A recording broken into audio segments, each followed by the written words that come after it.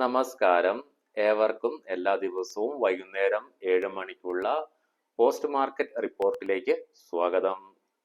ഇന്ന് Indian reserve ബാങ്കിന്റെ ഭാഗത്തു നിന്നുള്ള ഒരു സർപ്രൈസ് മൂവ് വഴി നമ്മുടെ മാർക്കറ്റിൽ എല്ലാ മേജർ ഇൻഡസ്ട്രീസും ഡീപ് ഗ്രീനിൽ ക്ലോസ് ചെയ്യുവാൻ ഇന്ന് സഹായിച്ചു.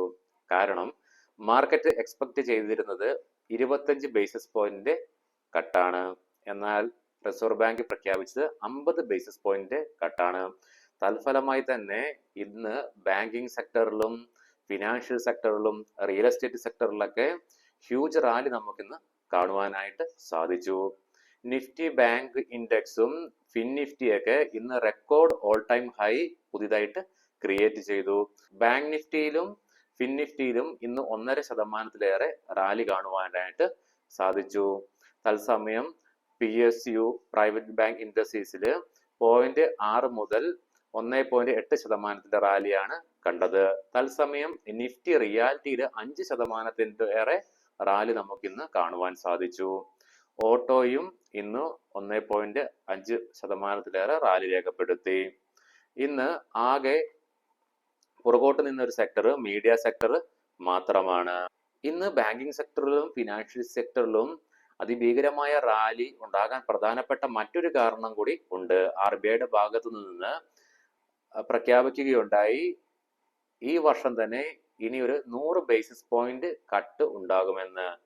അതായത് ക്യാഷ് റിസർവ് റേഷ്യോയുടെ മായി ബന്ധപ്പെട്ട് ഈ 100 ബേസിസ് പോയിന്റിന്റെ കട്ട് 4 ഫേസിലായിട്ടായിരിക്കും റിസർവ് ബാങ്ക് നടപ്പാക്കാൻ വേണ്ടി പോകുന്നത്. സെപ്റ്റംബർ 6 ഫസ്റ്റ് ഫേസ് വരും, October 4 second phase, November 1 third phase and finally November 29 final phase. Nifty ഇന്ന് 25,000 എന്ന സൈക്കോളജിക്കൽ ലെവലിൽ ക്ലോസിംഗ് രേഖപ്പെടുത്തുവാനായിട്ട് സാധിക്കുകയുണ്ടായി. ഇന്ന് പല പ്രാവശ്യങ്ങളും 25,000 എന്ന റേഞ്ചിൽ ഹ്യൂജ് റെസിസ്റ്റൻസ് ഫേസ് ചെയ്യുന്നതായിട്ട് തന്നെ നമുക്ക് കാണുവാനായിട്ട് സാധിക്കും. ഇത്രയും ഒരു പോസിറ്റീവ് ന്യൂസ് നമ്മുടെ മാർക്കറ്റിൽ ഉണ്ടായിട്ട് പോലും നമുക്ക് ഒരു പരിധി വരെ പറയാൻ പറ്റും നിഫ്റ്റിയിൽ ഒരു വീക്ക്നെസ് ആണ് കാണുന്നതെന്ന്. കാരണം ഇന്ന് നിഫ്റ്റിയിലൊക്കെ ഉണ്ടായിരിക്കുന്ന ആകെ 1% ഒരു റാലിയാണ്. ഇതിന് പ്രധാനപ്പെട്ട ഒരു കാരണം ബാഡ് ആയിട്ടുള്ള ഗ്ലോബൽ ക്യൂസ്, അതായത് ഇത് നമ്മൾ കണ്ടു അമേരിക്കയിൽ ഉണ്ടാകുന്ന പുതിയ ഡെവലപ്മെന്റ്, എലോൺ മസ്കും ഡൊണാൾഡ് ട്രംപും തമ്മിലുള്ള ഡെവലപ്മെന്റ്സുകൾ, അതുപോലെ തന്നെ ജിയോ പൊളിറ്റിക്കൽ ടെൻഷൻസ്, അതായത് ഇസ്രായേലിന്റെ ഭാഗത്തുനിന്ന് പുതിയ ടെൻഷൻസ് ഉയരുന്നുണ്ട്. റഷ്യ ഉക്രൈൻ വാർ മൂർച്ച കൂടി വരുന്നു. ഉക്രൈനെ ഇനിയും ആക്രമിക്കുമെന്ന് റഷ്യയുടെ ഭാഗത്തു നിന്ന് പുതിയ അറിയിപ്പുകൾ വരുന്നുണ്ട്. ഈ കാരണങ്ങളൊക്കെ ഇന്ന് നിഫ്റ്റിയെ പുറകോട്ട് വലിച്ചിട്ടുണ്ട്. അതുകൂടാതെ നമ്മുടെ നിഫ്റ്റി IT-യുടെ ഭാഗത്തു നിന്നുള്ള പ്രകടനം കുറച്ച് നാളുകളായിട്ട് മോശമായിട്ട് തന്നെ തുടരുന്നു. അതും നിഫ്റ്റിയെ തളർത്തുന്നുണ്ട്. Shriram finance, Bajaj finance, JSW steel, Axis bank, Maruti Suzuki, ഈ സ്റ്റോക്ക് ഇവയൊക്കെയാണ് ഇന്ന് നിഫ്റ്റിയിൽ നേട്ടം കൈവരിച്ച ഓഹരികൾ.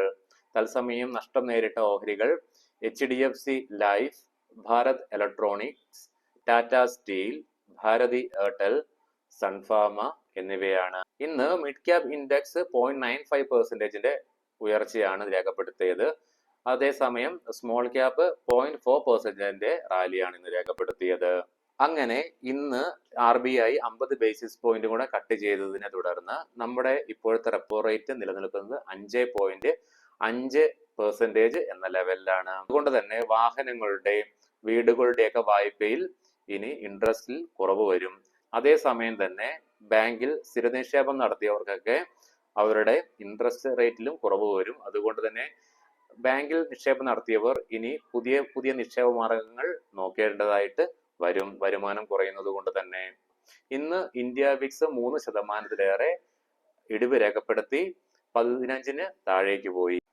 നമുക്കിനി ഞായറാഴ്ച മാർക്കറ്റ് ദിസ് വീക്ക് എന്ന വീഡിയോയുമായിട്ട് കണ്ടുമുട്ടാം. അതിനകത്ത് നമുക്ക് കൂടുതൽ കാര്യങ്ങൾ ചർച്ച ചെയ്യാം. എല്ലാവർക്കും നല്ലൊരു വീക്കെൻഡ് ആശംസിക്കുന്നു. എല്ലാവരും വീക്കെൻഡൊക്കെ എൻജോയ് ചെയ്യുക. വീഡിയോ കണ്ട എല്ലാവർക്കും നന്ദി, നമസ്കാരം. വീഡിയോ ഇഷ്ടമായാൽ ചാനൽ സബ്സ്ക്രൈബ് ചെയ്യുവാനും വീഡിയോ ലൈക്ക് ചെയ്യണമെന്നും അഭ്യർത്ഥിക്കുന്നു.